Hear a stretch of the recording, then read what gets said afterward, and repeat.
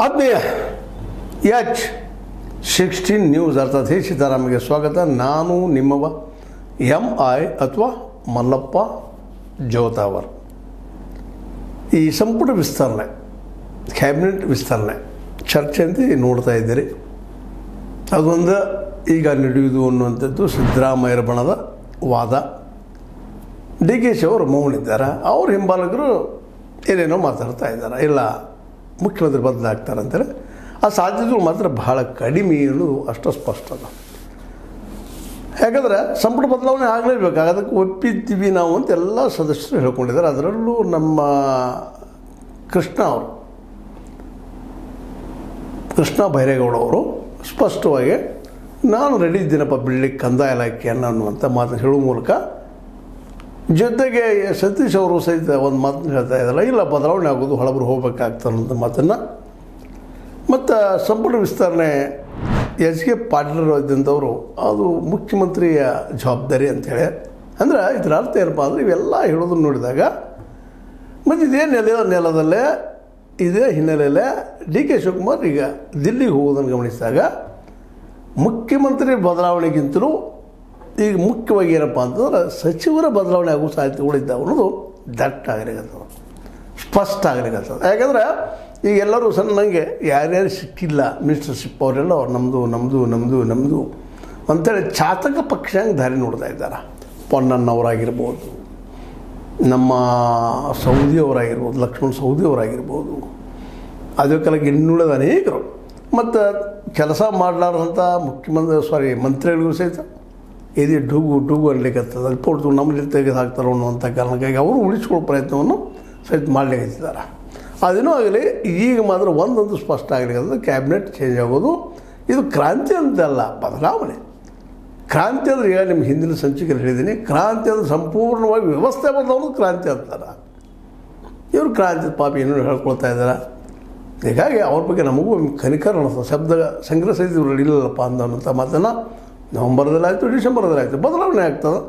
ವ್ಯವಸ್ಥೆ ಹೆಂಗೆ ಮುಂದುವರಿತದೆ ರೀ. ಭ್ರಷ್ಟಾಚಾರ ಕಡಿಮೆ ಆಗೋದಿಲ್ಲ, ರಾಜಕಾರಣಿ ಸುಳ್ಳು ಹೇಳೋದು ಕಡಿಮೆ ಆಗೋದಿಲ್ಲ, ಅಪರಾಧಿ ಕೆಲಸಗಳು ಏನು ಕಡಿಮೆ ಆಗುವುದಿಲ್ಲ, ಒಬ್ಬ ಬಡ ಕೂಲಿಕಾರ ಅಥವಾ ಗುಡಿಸಲಿರುವಂಥ ವ್ಯಕ್ತಿ ಇಲ್ಲಿ MLA ಮತ್ತು MP ಆಗೋದಿಲ್ಲ.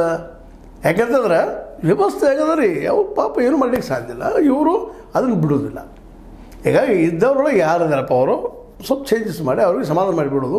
ಆದರೆ ಒಂದು ತುಂಬಿದ ಮನಸ್ಸವರು ಇದ್ದಾರೆ. ನಾನು ಹೇಳಿದರೆ ಈಗ ಕೃಷ್ಣ ಬೈರೇಗೌಡವರು ದೊಡ್ಡ ಮನಸ್ಸು ಮಾತಾಡಿ, ಇಲ್ಲ ಯಾರ್ಯಾವುದು ಕೊಡಪ್ಪ ಅವ್ರು ಸಂಘಟನೆ ಮಾಡೋದನ್ನು ಹೇಳೋದು ಇಂಥವ್ರು ಭಾಳ ಕಡಿಮೆ. ಅದು ಅವರು ಡಿಪಾರ್ಟ್ಮೆಂಟ್ದಲ್ಲಿ ಸೇರಿ ಅವ್ರು ಒಳ್ಳೆಯ ಕೆಲಸನೂ ಮಾಡಿದ್ದಾರೆ, ಭಾಳ ಒಳ್ಳೆಯ ಕೆಲಸ ಮಾಡಿದ್ದಾರೆ. ಅವರಷ್ಟು ಕೆಲಸ ಮೋಸ್ಟ್ಲಿ ಇಲ್ಲೇ ಹೆಚ್ಚು ಕಡಿಮೆ ಅಂದರೂ ಅಡ್ಡಿ ಇಲ್ಲ. ಆದರೂ ಕೆಲವೊಬ್ಬರು HK ಪಾಟೀಲ್ ಆಯ್ತು, ಇನ್ನುಳಿದವರಾಯ್ತು ಕೆಲಸಗಳು ಮಾಡಿದ್ದಾರೆ, ಒಪ್ಪುವಂಥ ವಿಷಯ. ನಮ್ಮ ಅದೇ ಕಾಲ ದೇಶಪಾಂಡೆ ಅವರು ಈಗಾಗಲೇ ಮಂತ್ರಿಗಿಸವಾಗಿ ಹಾದಿ ನೋಡ್ತಾ ಇದ್ದಾರೆ. ಹೀಗಾಗಿ ಇದೇನು ಚೇಂಜ್ ಆಗ್ತದೆ, ಇಷ್ಟ ಬದಲಾವಣೆ ಆಗ್ತದೆ, ಆದರೆ ಮುಖ್ಯಮಂತ್ರಿ ಬದಲಾಗುವುದಿಲ್ಲ. ಮತ್ತು DK ಅವರಿಗೂ ಈ ಸದ್ಯ ಮುಖ್ಯಮಂತ್ರಿ ಬೇಕು ಅನ್ನುವಂಥ ತಹತ ಇಲ್ಲ ಅಂತ ಅವ್ರ ಬಾಡಿ ಲ್ಯಾಂಗ್ವೇಜ್ ನೋಡಿದಾಗ ಅರ್ಥ ಆಗತ್ತೆ. ಯಾಕೆಂತಂದರೆ ಅವ್ರು ಈಗ ಆಲ್ರೆಡಿ ಕುಮಾರಸ್ವಾಮಿ ಜೊತೆಗೆ ಟಗ್ ಆಫ್ ವಾರ್ ಯುದ್ಧಗಳಿಬಿಟ್ಟಾರ. ಸ್ಪಷ್ಟ ಹೇಳ್ತಾರೆ, ಖಾತಾ ಹೆಸರಲ್ಲಿ ಲೂಟಿ ಮಾಡಿದರೆ HDK ಎತ್ಕೊಂಡು ಹೋಗಲಿ, ನಾವೇನಾದರೂ ಖಾತಾ B ಇಂದ A ಖಾತಾ ಮಾಡಲು ಗಂಟು ಮಾಡ್ಕೊಂಡಿದ್ರೆ ಬಂದು ಅವರು ತೊಗೊಂಡು ಹೋಗಲು ಮಾರಾಯ ಅಂತ. ಅಂದ್ರೆ ಅಲ್ಲಿ ಅವ್ರಿಗೆ ಕುಮಾರಸ್ವಾಮಿ ಜೊತೆ ಯುದ್ಧ ನೋಡೋದು. ಮತ್ತು ಕುಮಾರಸ್ವಾಮಿಗಳಿಗೆ BJPಗೆ ಅತ್ಯಂತ ಸಮೀಪದ ನಂಟು. ಅದರಲ್ಲೂ ಮೋದಿಯವರ ಇವತ್ತಿನ ಪ್ರೀತಿ ವ್ಯಕ್ತಿ ಯಾರಾದಿದ್ರೆ HDK. ಯಾಕಂದ್ರೆ BJP ನಾಯಕರು ಇಲ್ಲರಿ, ಬಿಡದವ್ರಿದ್ದಾರೆ. ಒಂದು ಕಡೆ ಯತ್ನಾಳರು, ಇನ್ನೊಂದು ಕಡೆ ವಿಜಯೇಂದ್ರ ಅವರು. ಯತ್ನಾಳ್ ಎದ್ದ ತಕ್ಷಣ ಕುಟುಂಬ ರಾಜಕಾರಣ ಹೋಗಲಿ, ಈ ಏನಪ್ಪ ಎಲ್ಲ BJP ಸಜ್ಜನ ಅದಾರ ಅನ್ನೋ ಮಾತಾಡ್ತಾರೆ. ಹೀಗಾದಾಗ ಅಲ್ಲಿ ನಾಯಕತ್ವಕ್ಕೆ ಇವತ್ತು ಅಗ್ನಿ ಪರೀಕ್ಷೆ ಅದ. ಇವತ್ತು ಎಲೆಕ್ಷನ್ ನಡೆದ್ರು ಯಡಿಯೂರಪ್ಪನವರಾಗಲಿ ಬೇಡ ಸ್ವತಃ ಯತ್ನಾಳರಾಗಲಿ ಕಾಂಗ್ರೆಸ್ನ ಸೋಲಿಸೋ ಸ್ಥಿತಿಯೊಳಗಿಲ್ಲ. ಇದು ಮೋದಿಯವ್ರಿಗೆ ಕನ್ಫರ್ಮ್ ಅದ. ಅದಕ್ಕೆ ಅವರು ಎಚ್ಚರಿಕೆಯವ್ರಿಗೆ ಬೆಂಬಲ ಸೂಚಿ ಸ್ವಲ್ಪ ಮುಂದೆ ಹೋಗ್ರಿ ನೋಡೋಣ ಹಂಗೆ. ಅದನ್ನು ನಮ್ಮ ನಿಖಿಲ್ ಅವ್ರು ಹೇಳ್ತಾ ಇದ್ದಾರೆ, ಮುಖ್ಯಮಂತ್ರಿ ಆಗೋ ದಿನ ಸಮೀಪ ಬಂದದಂತೇಳಿ. ಇದರ ಅರ್ಥ ಏನಪ್ಪ ಅಂದ್ರೆ ಅಲ್ಲಿ ಮಾತುಕತೆಗಳು ನಡೀತಾ ಇದ್ದಾವೆ ಅನ್ನೋದು ಸೂಚನೆ. ಅದಕ್ಕೆ ಇವತ್ತು ಅವ್ರು ಇದ್ದಾಗ ಇವು DK ಹೋಗಿ ಏನು ಮಾಡೋರು ಅದಾರ. DK ಮುಖ್ಯಮಂತ್ರಿ ಮಾಡ್ಲಿಕ್ಕೆ ಬಿಡ್ತಾರ ಕುಮಾರಸ್ವಾಮಿಗಳು? ಮೊದಲು ಕುಮಾರಸ್ವಾಮಿ ಅಂದರು ಇಲ್ಲಿ ಮುಖ್ಯಮಂತ್ರಿ ಸ್ಥಾನದಲ್ಲಿ ಆಸೆಟ್ ಅಂತ ನಮ್ಮ ಸತೀಶ್ ಅವರಾಗಿರ್ಬೋದು ಅಥವಾ ಜಾರಕಿಹೊಳಿ ಅವ್ರ ಸಹೋದರಾಗಿರ್ಬೋದು ಅವ್ರು ಸುಲಭ ಬಿಟ್ಕೊಡಕ್ಕೆ ಹಚ್ತಾರೆ. ಅಟ್ಲೀಸ್ಟ್ ನಮಗಿಲ್ಲಪ್ಪ ಅಂದ್ರೆ ಡಿ ಕೆ ಶಿಗೂ ಬೇಡ, ಅದಕ್ಕಲ್ಲೇ ನೀವು ಅವ್ರ ಒಳಗೆ ಬರ್ಕೊಡ್ಬೇಡ್ರಿ ಅಂತ ಹೇಳ್ತಾರೆ. ಸಿಂಪಲ್ ಅಲ್ಲ ಲಾಜಿಕ್. ಇದಕ್ಕೆ ದೊಡ್ಡ ಏನಪ್ಪ ಧ್ಯಾನ ಬೇಕಾ, ರಾಕೆಟ್ ಸೈನ್ಸ್ ಬೇಕಾ? ಹೀಗಾಗಿ ಕುಮಾರಸ್ವಾಮಿಗಳು ಇರೋ ಮುಂದೆ ಬಿ ಜೆ ಪಿ ಜೊತೆ ಅವರು ಅಂತ ಹೇಳ್ಕೊಳ್ಳೋಂಥದ್ದಿಲ್ಲ. ಸುಮ್ಮನೆ ಏನೋ ಮಾಡಿರ್ಬೋದು, ಇಲ್ಲ ಅಂತಾರೆ ಡಿ ಕೆ ಶಿ ಅವರು ಭೇಟಿ ಆಗೋದು ಮಾಡೋದು ಸ್ವಲ್ಪ ಅಂಜಿಕೆ ತೋರಿಸಿ ಅಧಿಕಾರಕ್ಕೆ ಹೋಗೋದು ಮಾಡಿದರು. ಆದರೆ ಅದು ಆಗಲಿಲ್ಲ, ಆಗೋದು ಭಾಳ ಸಾಧ್ಯವೂ ಇಲ್ಲ. ಅದಕ್ಕೆ ಈಗ ಅವ್ರು ಹೊರಗಿದ್ದು ಜಿಲ್ಲೆಗೆ ತಮ್ಮ ಅಧ್ಯಕ್ಷರಿಗೆ ಸ್ಥಾನ ಉಳಿಸಬೇಕು, ಉಪಮುಖ್ಯಮಂತ್ರಿ ಸ್ಥಾನ ಉಳಿಸಬೇಕು. ಈಗ ಇದ್ದಂಥ ತನ್ನ ಬೆಂಬಲಿಗರಿಗೆ ಏನು ಕೊಟ್ಟಿದ್ದಾರೆ ಸ್ಥಾನಗಳನ್ನು, ಆ ಮಂತ್ರಿಗಿರಿಗಳನ್ನು ಅವರಿಗೆ ಅವರಲ್ಲೇ ಉಳಿಬೇಕು, ಇಲ್ಲ ಬದಲಾದ್ರೆ ಮತ್ತು ತಮ್ಮ ಬೆಂಬಲಿಗೆ ಸಿಗಬೇಕು. ಈ ಪ್ಲ್ಯಾನ್ ಅವ್ರು ಹೋಗಿದ್ದಾರೆ ಅಂತ ಅನ್ನಿಸ್ತದೆ. ಅದಕ್ಕೆಲ್ಲ ಬರೀ ಮುಖ್ಯಮಂತ್ರಿ ನಮ್ಮ ಮೀಡಿಯಾದವ್ರಂತ ಬೆನ್ನಕ್ಕೆ ಬಿಟ್ಟಿದ್ದಾರೆ.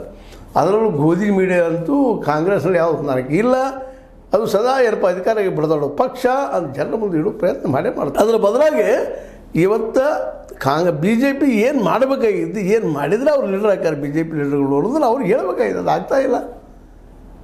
ಯಡಿಯೂರಪ್ಪ ಏನಾದರೂ ಮಾಡಬೇಕು, ವಿಜೇಂದ್ರವ್ರು ಏನೋ ಮಾಡ್ಬೇಕು ಅನ್ನೋದ್ರಾಗ ಯತ್ನಾಳ್ ಒಂದು ಏನೋ ಮಾಡಿಬಿಟ್ಟಿರ್ತಾರೆ, ಅವಘಡದ ಮಾತಾಡಿಬಿಟ್ಟಿರ್ತಾರೆ, ಅವಘಡ ಮಾತುಗಳನ್ನು. ನಿರಾಣಿ ಅವರು ಅವ್ರ ವಿರುದ್ಧ ಮಾತಾಡ್ತಿರ್ತಾರೆ, ಅಥವಾ ಮೌನವಾಗಿ ಅವ್ರು ಮೇಲೆ ಹೇಳ್ದಂಗೆ ನೋಡ್ತಾ ಇರ್ತಾರೆ. ಕಡೆಗೆ ಸ್ವಾಮಿಗಳು ನಿಲ್ಲಿಸಿ ತಿಕ್ಕಾಡು ಹಚ್ಚಿಬಿಟ್ರು ಎಲ್ಲರೂ ಕುಡ್ಕೊಂಡು.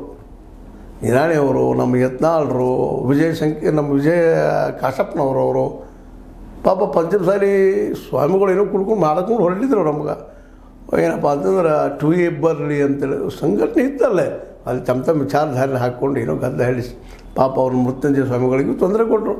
ಅದೇನೋ ಇರಲಿ, ಇಲ್ಲ ಅದು ಮುಖ್ಯ ಅಲ್ಲ. ಇಲ್ಲಿ ನಾವೇನು ಹೇಳ್ತಾ ಇದ್ದೀವಪ್ಪ ಅಂದರೆ ಇವತ್ತು ಬಿ ಜೆ ಪಿಯಲ್ಲಿ ಲೀಡರ್ಶಿಪ್ ಇಲ್ಲ. ಅದಕ್ಕೆ ಒಂದು ವೇಳೆ ಡಿ ಕೆ ಜಿ ಹೋಗ್ತಿಳಿದ್ರು ಅಲ್ಲಿ ಬರಗೊಳ್ಳೋದಿಲ್ಲ ಎಚ್ ಡಿ ಕುಮಾರಸ್ವಾಮಿಗಳು. ಮತ್ತು ಎಚ್ ಡಿ ಕುಮಾರಸ್ವಾಮಿಗಳನ್ನ ಇವರು ಇವತ್ತು ಸಮೀಪ ಸೇರಿಸ್ಕೊಳ್ಳೋದಿಲ್ಲ. ಯಾಕಂದ್ರೆ ಈಗ ಎಚ್ ಡಿ ಕುಮಾರಸ್ವಾಮಿ ನಾನು ಮುಖ್ಯಮಂತ್ರಿ ಆಗ್ತೀನಿ ಅನ್ನೋ ಮುಂದೆ ಪಾಪ ಇವರು ಡಿ ಕೆ ಶಿ ಅವ್ರು ಹೆಂಗೆ ಮುಖ್ಯಮಂತ್ರಿ ಮಾಡ್ತಾರೋ ಇದು ತಿಳಿಲಾರದಷ್ಟು ದಡ್ರ ನಮ್ಮ ಡಿ ಕೆ ಶಿ ಅವರು. ನಮ್ಮ ಸ್ವಲ್ಪ ಮೀಡಿಯಾ ಹಂಗೆ ಮಾತಾಡ್ತದೆ ಮುಖ್ಯಮಂತ್ರಿ ಬಂದರು ಇಲ್ಲ. ಮುಖ್ಯಮಂತ್ರಿ ಸ್ಪಷ್ಟ ಈಗಾಗಲೇ ಗೊತ್ತಿದ್ದಂಗೆ ಎಲ್ಲರಿಗೂ ಮೇಲಿಂದ ಹೇಳಿದಂಗೆ ಅವರಂತೆ ತಮ್ಮ 2022 ಸಮಯ ಮುಗಿಯುವವರೆಗೆ ಅವರ ಮುಖ್ಯಮಂತ್ರಿ. ಮತ್ತು ಅವ್ರು ಕಲಿಸ್ಲಿಕ್ಕೆ ಹೋದ್ರೆ ಕಾಂಗ್ರೆಸ್ ನಕ್ಕಿ ನಾಶ ಆಗೋದು, ಅಥವಾ ಇವತ್ತಿನ ಅಧಿಕಾರ ಕಳ್ಕೊಳ್ಳೋದು ನಕ್ಕಿನ ಅಂತ ಹೇಳೋದ್ರೆ ಎರಡು ಮಾತು ಇಲ್ಲ. ಏನೋ ಕೆಲವು ದಿನ ಡಿ ಕೆ ಶಿ ಅವ್ರಿಗೆ ಬಿ ಜೆ ಪಿ ಅವ್ರು ಏನೋ ಇವರೆಲ್ಲ ಊಹೆ ಮಾಡ್ತಾಯಿದ್ದೀವಿ, ಕಲ್ಪನೆ ಕಟ್ತಾ ಇದ್ದಾರೆ. ಇವ್ರು ಲೆಕ್ಕದ ಪ್ರಕಾರ ಮುಖ್ಯಮಂತ್ರಿ ಮಾಡಿದರೂ ಭವಿಷ್ಯ ಇಲ್ಲ ಅನ್ನೋದು ಅವ್ರಿಗೂ ಗೊತ್ತದ. ಹೀಗಾಗಿ ಸಂಪುಟ ವಿಸ್ತರಣೆ ಮಾತ್ರ ನಿಶ್ಚಿತ ಆಗ್ತದೆ. ಕೆಲವೊಬ್ಬರು ಸಮಾಧಾನ ಮಾಡುವಂಥದ್ದು ಯಾರು ಏನಿದ್ದಾರೆ. ಯಾಕಪ್ಪ ಅಂತಂದ್ರೆ ನಮ್ಮ ಸಿದ್ದರಾಮಯ್ಯನವ್ರಿಗೂ ಅನೇಕ ಮಿತ್ರರಿದ್ದಾರೆ. ಅದರಲ್ಲೂ ನಮ್ಮ ಪಾಟೀಲ್ ಬಿ ಕೆ ಪಾಟೀಲರು ಅಥವಾ ಅವ್ರ ಜೊತೆಗಾರರು ಇನ್ನಷ್ಟು ಜನ ಇದ್ದಾರೆ. ಅವರು ಮಿನಿಸ್ಟರ್ ಮಾಡಬೇಕು ಅಂತೇಳಿ ಜೊತೆಗೆ ಸೌದಿ ಅವರು ಈಗ ಮಹತ್ವಾಕಾಂಕ್ಷೆ ಆಗಿದ್ದಾರೆ. ಬೆಳಗಾವಿ ಜಿಲ್ಲೆ ಮೇಲೆ ಹಿಡಿದು ಸಾಧಿಸ್ಕೋಬೇಕು ನಾನು ಅನ್ನುವಂಥ ಒಂದು ಫೋರ್ಸಿಗೆ ಬೆನ್ನು ಹತ್ತಿದ್ದಾರೆ. ಅದರಲ್ಲೂ ಇತ್ತೀಚಿನ ಅವರು ಹಸನೆಯಲ್ಲಿ ಗೆಲುವು, ಶುಗರ್ ಫ್ಯಾಕ್ಟ್ರಿ ಗುರುತಾದ ಗೆಲುವು, ಒಂದಷ್ಟೇನೋ ಸಂಖ್ಯೆ ಬಲ ಕಡಿಮೆ ಇರೋದು ಡಿ ಸಿ ಸಿ ಬ್ಯಾಂಕ್ನಲ್ಲೇ ಅಲ್ಲಿ ತಮ್ಮ ಬೆಂಬಲಿಗೆ ಬಲವನ್ನು ಹೆಚ್ಚು ಮಾಡ್ಕೊಂಡಿದ್ದಾರೆ. ಹೀಗಾಗಿ ಅವ್ರಿಗೆ ಕೊಡೋ ಸಾಧ್ಯತೆಗಳು ಹೆಚ್ಚಿದ್ದಾವೆ. ಇನ್ನೂ ಕೆಲವು ಲೀಡರ್ಗಳು ಕೊಟ್ಟ.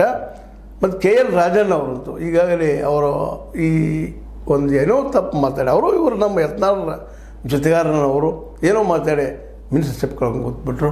ಅವ್ರು ಹೋರಾಟ ಇತ್ತು, ಅದೊಂದು ಹೋರಾಟಕ್ಕೆ ಇವರೇನೋ ವಿರೋಧ ಮಾತಾಡಿ ನೇರವಾಗಿ ರಾಹುಲ್ ಗಾಂಧಿ ಅವರು ಟಚ್ ಆಗುವಂಥ ಮಾತಾಡಿ ಕಳ್ಕೊಂಡಿದ್ದಾರೆ. ಈಗ ಅವರು ನಾನು ಅಥವಾ ನನ್ನ ಮಗನ ಅಟ್ಲೀಸ್ಟ್ ಮಿನಿಸ್ಟರ್ ಮಾಡಿರಿ ಅನ್ನೋಂಥ ಮಾತನ್ನು ಕೇಳ್ಕೊಳ್ತಾ ಇದ್ದಾರೆ. ಒಟ್ಟಾರೆಯಾಗಿ ಸಂಪುಟ ವಿಸ್ತರಣೆ ಈ ಸಂದರ್ಭದಲ್ಲೇ ಆಗುವ ಸಾಧ್ಯತೆಗಳು ಜಾಸ್ತಿ ಅದಾವೆ. ಅದಕ್ಕಾಗಿ ಅವರು ಈಗ 4 ತಿಂಗಳ ಹಿಂದೆ ಮಾಡಂತ ಹೇಳಿದರು. ಈಗ ನಾನು ಆ ದಿಶೆಯಲ್ಲಿ ಹೋಗ್ತಾ ಇದ್ದೀನಿ, ಮಾತಾಡ್ತೀನಿ. ಹೈಕಮಾಂಡ್ ಯಾರನ್ನು ಮಾಡ್ತಾ ಅವ್ರು ಮಿನಿಸ್ಟರ್ ಮಾಡ್ತಾನೋ ಆ ದಿಶೆಯಲ್ಲಿ ನನಗೆ ತಿಳಿದಂಥ ವಿಷಯ ಹೇಳ್ತಾನೋ ಇಷ್ಟು ಹೇಳಿದ್ದಾರೆ. ಇಷ್ಟ ಸತ್ಯ. ಅದು ಬಿಟ್ಕೊಂಡು ನಾವು ಎದ್ದ ತಕ್ಷಣ ಯಾರಾದ್ರು ಜಿಲ್ಲೆಗೆ ಹೊರಟುಗಳೇ ಡಿ ಕೆ ಶಿ ಹೋಗಲಿ, ಬೇಡ ನಮ್ಮ ಸಿದ್ದರಾಮಯ್ಯರು ಹೋಗಲಿ, ಅಥವಾ ಎಚ್ ಡಿ ಕುಮಾರಸ್ವಾಮಿಗಳು ಹೋಗಲಿ, ಒಟ್ಟು ಮುಖ್ಯಮಂತ್ರಿ 2028ರವರೆಗೆ ಮುಖ್ಯಮಂತ್ರಿ ಪೋಸ್ಟ್ ಖಾಲಿ ಇಲ್ಲ ಅಂತ ಈಗ ಅನ್ನಿಸ್ಲಿಕ್ಕೆ ಆಗ್ತದೆ ರೀ. ಒಂದು ಸ್ವಲ್ಪ ಮಾಧ್ಯಮದಲ್ಲೂ ಇದನ್ನು ತೊಗೊಂಡು ಬಂದು ಭಾಳ ಉತ್ತಮ. ಅದಕ್ಕಿಂತಲೂ ಮಾಧ್ಯಮದವ್ರು ಮಾಡಬೇಕಾಗಿದ್ದೇನಪ್ಪ ಅಂತಂದ್ರೆ ಸಿದ್ದರಾಮಯ್ಯರಿಂದ ಏನು ಕೆಲಸ ಮಾಡೋಕ್ಕೆ ಸಾಧ್ಯದ ಈ ಸಂದರ್ಭದಲ್ಲಿ ಗ್ಯಾರಂಟಿ ಬಿಟ್ಟು ಗ್ಯಾರಂಟಿ ಈಗ ನಡೆಸಿದಾರೆ. ಅವರು ನಡೆಸ್ಕೊಂಡ್ಬಂದಿದ್ದಾರೆ 2 ವರ್ಷಗಳಿಂದ. ಆ ಲಾಸ್ ಆಗ್ಯದೋ ಪ್ರಾಫಿಟ್ ಆಗಿದೇನೋ ಇಲ್ಲ, ಆ ದುಡ್ಡು ಮಾತ್ರ ಸಾರ್ವಜನಿಕರಲ್ಲಿ ಹರಿದಾಡ್ತಾ ಇದೆ. ಹೀಗಾಗಿ ನಿಶ್ಚಲೋ ಡೆವಲಪ್ಮೆಂಟ್ ಕಾಣ್ತಾ ಇದ್ದಾವೆ. ಅದೇ ಕಾಲಕ್ಕೆ ಈ ಬಸ್ಸಿನ ಓಡಾಡಿದಾಗೆ ಅನೇಕ ಮಹಿಳೆಯರು ಉದ್ಯೋಗ ಸಿದ್ಧ ಮಾಡಿಕೊಂಡು ಒಂದು ತಮ್ಮ ಆರ್ಥಿಕ ಪರಿಸ್ಥಿತಿನೂ ಸ್ವಲ್ಪ ಒಳ್ಳೆಯದನ್ನು ಮಾಡ್ಕೊಂಡಿದ್ದಾರೆ. ಎಲ್ಲ ನೆಲೆಗಟ್ಟಿನಲ್ಲಿ ಒಳ್ಳೆಯದು, ಇನ್ನೂ ಒಳ್ಳೆಯದೇನು ಮಾಡೋಕ್ಕೆ ಸಾಧ್ಯ ಇದೆ. ಆ ದಿಶೆಯಲ್ಲೇ ಪಕ್ಷದಲ್ಲಿ ಚಿಂತನೆಗಳಾದ್ರೆ ಭಾಳ ಉತ್ತಮ ಅಂತ ಹೇಳ್ತಾ, ಏನಾದರೂ ಆಗಲಿ ಸಂಪುಟ ಪುನರ್ರಚನೆ ಮಾತ್ರ ಈ ನವಂಬರ್ ಅಥವಾ ಡಿಸೆಂಬರ್ದಲ್ಲಿ ಆಗ್ಬೋದು. ಆ ದಿಶೆಯಲ್ಲಿನ ನಮ್ಮ ಸೌದಿ ಅವರು ನನಗೆ ಡಿಸೆಂಬರ್ದಲ್ಲಿ ಶುಕ್ರ ದಶೆಯಾದ ಒಳ್ಳೆ ದಿನಗಳದ ಅಂತೆಲ್ಲ ಮಾತಾಡಿದ್ದಾರೆ. ಅವ್ರಿಗೆ ಮೆಸೇಜ್ ಹೋಗಿರಬೇಕು. ನೋಡ್ರಿ ಏನಾಗ್ತದೆ ಅಂತ ಹೇಳ್ತಾ, ಇದು ನಿಮ್ಗೆ ಲೈಕ್ ಆಗಿರ್ಬೋದು. ಲೈಕ್ ಮಾಡಿ, ಶೇರ್ ಮಾಡಿ, ಕಮೆಂಟ್ ಮಾಡಿ, ಜೊತೆ ಸಬ್ಸ್ಕ್ರೈಬ್ ಮಾಡಿ. H16 ನ್ಯೂಸ್ ಅರ್ಥ ಸತ್ಯದ ಕೈಗಳಲ್ಲಿ ವಂದನೆಗಳು.